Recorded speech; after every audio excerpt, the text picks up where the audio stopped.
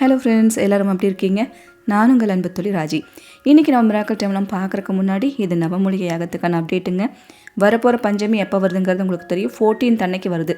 பெயர்கள் கொடுக்குறதுக்கான லாஸ்ட் நாள் வந்துட்டு 13ஆம் தேதி ராத்திரி 7 மணியோட டைமிங் முடியுது. ஸோ தொடர்ந்து செஞ்சுட்ருக்கிறவங்களுக்குலாம் இதை பற்றி இன்ஃபர்மேஷன் தெரியும். நீங்கள் புதுசாக பார்க்குறவங்க இதை பற்றி உங்களுக்கு தெரியல, இல்லை தெரிஞ்சுக்கணும் அப்படின்னா இதிலே நம்ம வாட்ஸ்அப் நம்பர் கொடுத்துருக்கோம். இதில் வாட்ஸ்அப் இருக்குது. இந்த நம்பரில் நவமூலிகை அப்படிங்கிறத டைப் பண்ணி அனுப்பிவிடுங்க. இதை பற்றின இன்ஃபர்மேஷன் வந்து நீங்கள் தெரிஞ்சுக்கலாம். சரிங்களா? ஸோ இது என்னங்கிறத தெரிஞ்சுட்டு தேவைப்படும் பட்சத்தில் நீங்கள் பயன்படுத்திக்கலாம். ஸோ தொடர்ந்து செய்கிறவங்களுக்கு இதை பற்றின டீட்டெயில்ஸ் எல்லாம் தெரியும். ஏன்னா நம்ம பல வேலைகள் இது செஞ்சுட்ருக்கோம். ஒருத்தருக்காக பார்த்துட்டு சொல்கிறதுனால கொஞ்சம் டைம் எடுக்கிறதுனால கொஞ்சம் லேட் ஆகிற மாதிரி இருக்கும். பட் எல்லாத்துக்குமே நம்ம இன்ஃபர்மேஷன் கொடுத்துருவோம். டிலே ஆகாது. அதனால் ஒன்றும் ஒரி பண்ணிக்க வேண்டாம். எனக்கு வந்து கொஞ்சம் உடம்பு முடியாதுங்காட்டி தான் நான் வந்துட்டு கொஞ்சம் லேட் ஆகிற மாதிரி இருக்குது. கொஞ்சம் உடம்பு முடியல, கோல்டு ஃபீவர்லாம் இருக்குது. அதனால் கொஞ்சம் அட்ஜஸ்ட் பண்ணிக்கோங்க. நான் ஒருத்தருக்காக பார்த்துட்டு சொல்லிட்டு தான் இருக்கேன். சரிங்களா? இன்றைக்கி வந்து ஒரு சகோதரி அவங்களோட அனுபவங்களை ஷேர் பண்ணியிருக்காங்க. அவங்க என்ன சொல்கிறாங்க அப்படிங்கிறத கேட்டுட்டு, நாளைக்கு வந்து தை அமாவாசை. இந்த அமாவாசை வந்து பொதுவாக எல்லாத்து வீட்லேயும் பிடிப்பீங்க. அதுவும் தை அமாவாசைங்கிறது ரொம்ப பவர்ஃபுல்லான ஒரு விஷயம். அது வந்து மிகப்பெரிய ஒரு மாற்றத்தை உண்டு பண்ணுன்னு சொல்லலாம். பயங்கரமான 16 செல்வங்களை பெற்று ஒரு கோடீஸ்வர வாழ்க்கையை வாழ்கிறவங்க எல்லாருமே பார்த்தீங்கன்னா இந்த பித்ருக்களுக்கு வந்து எந்த ஒரு பேலன்ஸும் இல்லாமல், அதாவது அவங்களுக்கு செய்ய வேண்டிய கடமைகள் எல்லாமே அந்த ஒரு அமாவாசையிலையும் வந்து கரெக்டாக கடைப்பிடிச்சு நல்ல ஒரு வாழ்க்கையை வந்து வாழ்கிறவங்களுக்கு வந்து 16 செல்வங்களும் தேடி கிடைக்கும் அப்படிங்கிற ஒரு ஆசீர்வாதம் வந்து கொடுக்கப்பட்டிருக்கு. அதுதான் இந்த தை அமாவாசை, ஆடி அமாவாசை, இந்த அமாவாசைகளுக்குள்ள ஒரு பவர் இருக்குது. சரிங்களா? ஸோ நாளைக்கு நம்ம செய்ய வேண்டிய ரொம்ப எளிமையாக இதை வருஷத்தில் ஒரு வாட்டி நீங்கள் செஞ்சாலே போதும், நல்ல ஒரு பவர் இருக்கும். அதை பற்றின ஒரு இன்ஃபர்மேஷன் தான் பார்க்க போகிறோம். சகோதரி என்ன சொல்கிறாங்க அப்படிங்கிறத கேட்டுட்டு அதுக்குள்ளே போயிடலாங்க. ஒரு 2 இயர்ஸ் முன்னாடி நான் பெரிய ப்ராப்ளமில் இருந்தேன் என் லைஃப்பில். பட் இந்த வாரம் எனக்கு ஒரே ஒரு தடவை நவமூலிகத்துக்கு ஒரே ஒரு தடவை நான் பேர் கொடுத்து பே பண்ணி நான் பூஜை பண்ண வச்சேன். பட் எனக்கு நல்லாவே ரிசல்ட் கிடைச்சது சிஸ்டர். ஒரே தடவையிலே அந்த அம்மா வந்து எனக்கு கருணை காட்டி பண்ணியிருக்காங்க சிஸ்டர். தேங்க்யூ. நான் ஷேர் பண்ணணும்னு நினச்சேன் எல்லாருக்கிட்டையும். தேங்க்யூ. நன்றி சகோதரி. இது போல் பல நல்ல விஷயங்கள் உங்கள் வாழ்க்கையில் நடக்கணும், நல்லா இருக்கணும்னு சொல்லிட்டு நம்ம எல்லாருமே வந்து பிரார்த்தனை பண்ணிக்கலாம். வராகிக்கு நன்றிகளை சொல்லுங்கள், அது போதும். இன்றைக்கி நம்ம சகோதரி ஒருத்தவங்க வீட்டில் வராகியனோட முகம் எப்படி இருக்குது அப்படிங்கிறத நீங்களே பாருங்கள். வந்துட்டு அந்த சகோதரியோட வீட்டு தீபத்தில் வந்துட்டு அம்மாவோட முகம் வந்து தெரிஞ்சிருக்கு. இது எப்படி இருக்குன்னா, இது பார்க்கும்போது உங்களுக்கு நார்மலாக இருக்கும். கொஞ்சம் ஜூம் பண்ணி காமிக்கிறேன். பார்க்கும்போது ஒரு சிங்கம் மாதிரி இருக்காங்க. அப்படியே கண்ணு 2 வாய்ப்பகுதியெல்லாம் வெள்ளையாக, பேக்ரவுண்டில் பார்க்கும்போது அப்படியே ஒரு சிங்கம் மாதிரி வந்து எனக்கு பார்க்குறக்கு எனக்கு அப்படி தெரியுது. நான் உங்களுக்கு ஜூம் பண்ணி காமிக்கிறேன். நீங்களும் பாருங்கள், உங்களுக்கு அப்படி தெரியுதா அப்படிங்கிறத சொல்லுங்கள். இப்போ நான் ஜூம் பண்ணி காமிக்கிறேன் பாருங்கள். இதுதான் அந்த இமேஜ். 2 கண், அந்த மூக்கு, வாயெல்லாம் வந்து நல்லா தெரியுது. பார்க்குறக்கு சிங்கம் போல் தெரியுது எனக்கு. நீங்கள் பார்க்குறீங்கல்ல, உங்கள் கண்ணுக்கும் வராகியனோட முகம் வந்து ஒரு சிம்ம ரூபத்தில் வந்து தெரியுது அப்படிங்கிற மாதிரி இருந்துச்சுன்னா கண்டிப்பாக லைக் பண்ணிட்டு சொல்லுங்கள். இன்னொரு சகோதரி வந்து அவங்க வீட்டில் வராகியம்மனை செஞ்சு மஞ்சளை செஞ்சு வச்சு வழிபாடு பண்ணியிருக்காங்க. நிஜமாக நீங்கள் பார்த்தீங்கன்னா உங்களுக்கு சிரிப்பும் வரும், சந்தோஷமாகவும் இருக்கும். எப்படின்னா ஒரு குட்டி குழந்தை ஒரு அந்த மாதிரி அத்தனை அழகாக அதை செஞ்சு வச்சுருக்காங்க. எப்படி அவங்க அந்த மாதிரி செஞ்சாங்கன்னு தெரில. எனக்கு பார்க்கும்போது ஒரு குழந்தைய பார்க்குற மாதிரி ஒரு ஃபீல் வந்து கிடச்சிது. இப்போ உங்களுக்கு அந்த இமேஜ் காமிக்கிறேன், அது எப்படி இருக்குங்கிறத நீங்கள் பாருங்கள். இங்கே பாருங்களேன், இதுதான் அந்த இமேஜ். டக்குன்னு பார்க்கும்போது சாமி அப்படிங்கிறத மீறி ஒரு குழந்தையாட்டம் அவங்கள பார்க்குற மாதிரி இருக்குது. எனக்கு பார்க்கும்போது அப்படி தான் இருக்குது. நல்லா குட்டியாக செஞ்சு வச்சு சுவாமி கும்பிட்ருக்காங்க, மஞ்சளே செஞ்சுருக்காங்க. இந்த அருமையான இந்த குட்டி வராகி உங்களுக்கும் பிடிக்கும் அப்படிங்கிறத நம்புகிறேன். பிடிச்சிருந்துச்சுன்னா லைக் பண்ணிட்டு சொல்லுங்கள். ஃப்ரெண்ட்ஸ், இது வரைக்கும் நம்ம சேனல் நீங்கள் சப்ஸ்கிரைப் பண்ணாமல் பார்த்துட்ருக்கீங்கன்னா சப்ஸ்கிரைப் பண்ணி எனக்கும் சப்போர்ட் பண்ணுங்கள். அப்போ தான் நான் போடுற ஒரு வீடியோக்களும் உங்களுக்கு நோட்டிஃபிகேஷனாக வரும். இப்போ நாளைக்கு வந்து தை அமாவாசையில் 2 விஷயம் உங்களுக்கு, அதை 2 விஷயம் ஃபாலோ பண்ணுற மாதிரி இருக்கும். இது 2ல் உங்களால் ஏதாவது ஒன்று செய்ய முடிஞ்சாலும் கண்டிப்பாக செஞ்சுருங்க. அது 2ம் எப்படி செய்யணுங்கிறது உங்களுக்கு நான் டீட்டெயிலாக சொல்கிறேன். கம்பல்சரி செய்ய வேண்டிய ஒரு முக்கியமான ஒரு விஷயங்கிறது என்னென்னா, பித்ருக்களுக்கு வந்து நம்ம செய்ய வேண்டிய நன்றிகளை சொல்லிவிட்டு அவங்களுக்காக வேண்டிய ஒரு தீபம் வச்சாச்சு நம்ம வழிபாடு செய்யணும். தை அமாவாசைங்கிறது எல்லாத்து வீட்லேயும் நீங்கள் சுவாமிக்கு படையல் போட்டு, பித்ருக்களுக்கு படையல் போட்டு சுவாமி கும்பிடுவீங்க. அதோடு சேர்த்து இந்த விஷயமும் வந்து மறக்காமல் இந்த டைமிங், அதை நான் சொல்கிற டைமிங்கில் வந்து பண்ண பாருங்கள்.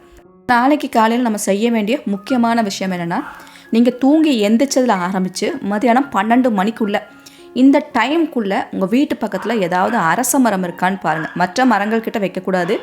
அரச மரத்தடியில் தான் இது நம்ம செய்யணும். கண்டிப்பாக விநாயகர் கோவில் ஏதாவது இருந்துச்சுன்னா அங்கே அரச மரம் கண்டிப்பாக இருக்கும். நீங்கள் அந்த அரச மரத்தடியில் கிழக்கு பக்கமாக பார்த்து ஒரே ஒரு நல்லெண்ணெய் தீபம் வச்சுட்டு வந்துடுங்க. இது எதுக்காகனா, உங்களோட முன்னோர்களோட ஆசீர்வாதம் உங்களுக்கு கிடைக்கணுன்றக்காக வேண்டி. வாழ்க்கையில் நம்ம முன்னேறி போகிறக்கு வந்து முன்னோர்களோட ஆசீர்வாதம்ங்கிறது ரொம்ப முக்கியமான ஒன்று. ஒரு குடும்பம் வந்து நல்லா இருக்குன்னா அதுக்கு 2 காரணம் இருக்கும். ஒன்று வந்து பார்த்திங்கன்னா அந்த குலதெய்வத்தோட ஆசீர்வாதம், இன்னொன்று அந்த முன்னோர்களோட ஆசீர்வாதம். இந்த 2 விஷயம் சரியாக இருந்தால் தான் அந்த குடும்பம் வந்து தழைச்சி வரும், மேலே மேலே முன்னேறி போகும் அப்படின்னு சொல்லுவாங்க. அந்த முன்னோர்களோட ஆசீர்வாதம் நமக்கு இல்லைனாலே நீங்கள் என்ன தான் பரிகாரம் செஞ்சு எவ்வளோ தான் விஷயத்த நீங்கள் முயற்சி செஞ்சாலுமே ஏதாவது ஒரு இடத்துல ஸ்டாப் ஆகி அது நின்றும். அதுக்கு காரணம் இதுவாக கூட இருக்கலாம். சரிங்களா? அதனால் ஏதாவது ஒரு மூலையில் நம்ம இந்த தப்பெல்லாம் செஞ்சுருக்கோம்னா நமக்கு தெரியாமல் கூட செஞ்சுருக்கலாம்.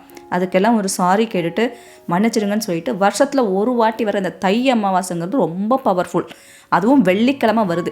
இது ரொம்ப ரொம்ப ரொம்ப அதிர்ஷ்டத்தை நமக்கு ஏற்படுத்தக்கூடியது. சரிங்களா? 16 செல்வங்களையும் நம்மகிட்ட கொண்டு வந்து சேர்க்கக்கூடிய சக்தி வந்துட்டு இந்த தை அமாவாசையில் வெள்ளிக்கிழமை வரனால இருக்குது. நீங்கள் அந்த அரச மரத்தடியில் ஒரே ஒரு தீபம் வச்சா போதும். நல்லெண்ணெய் ஊற்றி ஒரே ஒரு தீபம் கிழக்கு பக்கமாக பார்த்து உங்கள் முன்னோர்களை நினச்சி எங்களோட எல்லா கஷ்டங்களும் போக்கி எங்களுக்கு துணையாக நில்லுங்க அப்படின்னு சொல்லி வேண்டிட்டு அந்த ஒரு தீபம் வந்து வைக்கலாம். காலை எந்திரிச்சிருந்து 12 மணிக்குள்ளே, மதியம் 12 மணிக்குள்ளே இந்த தீபம் வந்து வச்சிடணும். இது எல்லாரும் கம்பல்சரி செய்யுங்க. கண்டிப்பாக சுத்தபத்தமாக தான் செய்யணும். சரிங்களா? நான்வெஜ்லாம் இல்லாமல், அதாவது என்ன அவங்களுக்கு படையெல்லாம் முடிச்சுட்டு நீங்கள் அதுக்கப்புறம் சாப்பிட்லாம். அதுக்கு முன்னாடி சாப்பிடக்கூடாது. அப்புறம் பீரியட்ஸ் எல்லாம் இல்லாமல் சுத்தமாக செய்யணும். இந்த ஒரு விஷயம் இருக்குது. இது கூட வந்து இன்னொரு விஷயம் இருக்குது. அது வந்துட்டு பார்த்திங்கன்னா, நீங்கள் நாளைக்கு அமாவாசை முடியறதுக்குள்ளே செஞ்சால் போதும். ராத்திரி வர டைம் இருக்குது, அதற்குள்ளே இந்த விஷயத்தை வந்து செஞ்சால் போதும். அது என்னங்கிறது இப்போ உங்களுக்கு சொல்கிறேன். இப்போ அடுத்து வந்து நமக்கு தேவையான பொருள் பார்த்திங்கன்னா கல்லுப்பு வாங்கி வச்சுக்கோங்க. அந்த 2வது ஸ்டெப் சொன்னாலே அதுக்கு தேவையான பொருள் கல்லுப்பு. வீட்டில் இருக்க கல்லுப்பு எடுக்க வேண்டாம். இது செய்யறதுக்குனே தனியாக கல்லுப்பு கடையில் வாங்கிக்கோங்க. சரிங்களா? ஒரு பேக்கெட் வாங்கிக்கோங்க. அப்புறம் அகல் விளக்கு 3 பெரிய அகல் விளக்கு, 3 சின்ன அகல் விளக்கு, மொத்தம் 6 விளக்கு வாங்கிக்கோங்க. இந்த பெரிய அகல் விளக்கில் வந்துட்டு அந்த 3 அகல் விளக்குலையும் பெரிய அகலில் கல்லுப்பு நிறச்சி வச்சுருங்க. இப்போ உங்களுக்கு பிக்சரில் காமிக்கிறேன் பாருங்கள், அந்த மாதிரி நிறச்சி வச்சுருங்க. இது வந்து அந்த பெரிய அகல் சொன்ன இல்லைங்களா, பெரிய அகல் விளக்கு, அதில் வந்துட்டு கல்லுப்பு எப்படி நிறச்சி வச்சிடணும் 3 அகல் விளக்கில். சரிங்களா? இப்போ இதுக்கு மேலே அகல் விளக்கு தீபம் வந்து நம்ம வைக்கணும். அது வந்துட்டு நெய் தீபம் வச்சு வைக்கலாம், அப்படி இல்லைன்னா நல்லெண்ணெய் தீபம் வைக்கலாம். இது 2ல் ஏதோ ஒன்று. நல்லெண்ணெய் தீபமே வைக்கிறனாலும் கூட வைக்கலாம். இந்த அதாவது கல்லுப்பு மேலே விளக்கு வச்சு நம்ம வைக்கணும். நான் உங்களுக்கு அதையும் பிக்சர் காமிக்கிறேன். அந்த மாதிரி பொசிஷனில் வந்து வைக்கணும். சரிங்களா? இது வந்துட்டு 3 இடத்துல நம்ம வைக்கணும். எங்கெங்கே வைக்கணும்னா, ஒன்று வந்துட்டு ஹாலில் வைங்க. உங்கள் வீட்டோட ஹாலில் ஒன்று, ஹாலில் கிழக்கு பக்கமாக ஏதாவது ஒரு பக்கத்தை வச்சுருங்க, ஏதாவது ஒரு மூலையில் வச்சுருங்க. ஹாலில் வைக்கலாம். 2வது வந்துட்டு நீங்கள் குளிக்கிற பாத்ரூம் இருக்கு இல்லையா, அந்த குளிக்கிற பாத்ரூமுக்கு வெளியில். சரிங்களா? சிலர் வந்து நினைக்கலாம், நாங்கள் குளிக்கிற பாத்ரூம் வந்து எங்களுக்கு வீட்டுக்கு வெளியே இருக்குது, அப்போ வீட்டுக்கு வெளியே வைக்கலாமான்னு கேட்டால் வைக்கலாம். அந்த குளிக்கிற பாத்ரூமுக்கு வெளியே அந்த வாசல்கிட்ட வைக்கலாம். அதே போல் இன்னொரு விளக்கு வந்துட்டு உங்கள் வீட்டு வாசலுக்கு வெளியே, உங்கள் நிலவாசல் இருக்கு இல்லையா, வீட்டு வாசலுக்கு வெளியில். இப்படி வந்து 3 இடத்துல இந்த மாதிரி கல்லுப்பு வச்சு அது மேலே தீபம் வந்து நீங்கள் வைக்கணும். இது வந்துட்டு நாளைக்கு ராத்திரி வர டைம் இருக்குது. ஒரு 10 நிமிஷம் மட்டும் இந்த தீபம் வச்சா கூட போதும். சரிங்களா? தொடர்ந்து 3 நாளைக்கு வைக்கணும். நாளைக்கு தொடங்கி அமாவாசை தொடங்கி அமாவாசைக்கு அடுத்த நாள், அதற்கு அடுத்த நாள் 3 நாள் வந்து தொடர்ந்து இந்த மாதிரி தீபத்தை அதே இடத்துல வந்து வைக்கணும். இந்த மாதிரி ஹாலில், பாத்ரூமுக்கு வெளியே, உங்கள் வீட்டு வாசலுக்கு வெளியே 3 இடத்துலையும் இந்த தீபம் வந்து வைக்கணும். ஒரு 10 நிமிஷத்துலேருந்து 15 நிமிஷம் இந்த தீபம் இருந்தால் மட்டும் போதும். அதுக்கப்புறம் ஒரு பூ வச்சு நீங்கள் ஆஃப் பண்ணிக்கலாம். தொடர்ந்து 3 நாட்கள் இந்த மாதிரி இந்த இடத்துல வைங்க. அதுக்கப்புறம் வந்து என்ன பண்ணுங்கள், அந்த 3 நாள் கழிச்சிட்டு டெய்லியும் கல்லுப்பெல்லாம் மாற்ற வேண்டாம். ஃபஸ்ட் நாள் வைக்கிறது மட்டும் போதும். சரிங்களா? 3 நாள் கழித்து அந்த கல்லுப்பை எடுத்து நீங்கள் தண்ணியில் கரைச்சி விட்டுருங்க. இந்த தீபத்தை எடுத்து மறுபடியும் நீங்கள் யூஸ் பண்ணிக்கலாம். இந்த பரிகாரம் வந்துட்டு நான் இதுக்கு முன்னாடி அரச மரத்தடியில் தீபம் வைக்க சொன்னது வருஷத்தில் ஒரு வாட்டி நீங்கள் செஞ்சால் போதும். இந்த தீபங்கிறது ஒரு அமாவாசையிலையும் நான் சொன்ன இடத்துல இந்த மாதிரி 3 தீபம் வைக்கிறதுங்கிறது அந்த வீட்டுக்குள்ளே எவ்வளோ பெரிய தடைகள் இருந்தாலும் சரி, குழந்தை பாக்கியம் இல்லாமல் இருக்கும், கல்யாணம் ஆகாமல் இருக்கும், நிறைய பிரச்சனைகளை நீங்கள் ஃபேஸ் பண்ணுவீங்க. அந்த மாதிரி இருக்கிற எல்லா விஷயங்களையும் தடைகள் எல்லாம் எடுத்துரும். ஸோ அதுக்கு அப்படி ஒரு பவர் இருக்குது. அமாவாசையில் இந்த 3 தீப வழிபாடு நீங்கள் தொடர்ந்து ஒரு அமாவாசையிலையும் நீங்கள் செய்யலாம். இப்படி செய்ய செய்ய செய்ய நமக்கு முன்னேற்றங்கிறது தானாக வந்து தேடி வரும். இப்படி ஒரு பெனிஃபிட் வந்து இதில் இருக்குங்க. இவ்வளவு தான். இது வந்து ரொம்ப சிம்பிளான ஒரு முறை தான் இது. ஒரு அமாவாசையிலே நீங்கள் வழிபாடு பண்ணும்போதும் வீட்டில் இருக்க கல்லுப்பு பயன்படுத்த வேண்டாம். கடையிலேருந்து வாங்கிட்டு வந்து வச்சு இந்த கல்லுப்பை நீங்கள் பயன்படுத்தணும். 3 நாளைக்கு அப்புறம் அதை கரைச்சி விட்டுறணும். இவ்வளவு தாங்க. நான் சொன்ன விஷயம் உங்களுக்கு யூஸ்ஃபுல்லாக இருக்கும் அப்படிங்கிற நம்புகிறேன். பிடிச்சிருந்துச்சுன்னா லைக் பண்ணுங்கள், உங்கள் ஃப்ரெண்ட்ஸுக்கும் ஷேர் பண்ணுங்கள். இது போல் பல இன்ஃபர்மேஷன்ஸ் எல்லாம் நான் காத்துட்டு இருக்கேன். உங்கள் அன்பு தோழி ராஜி. Thank you so much.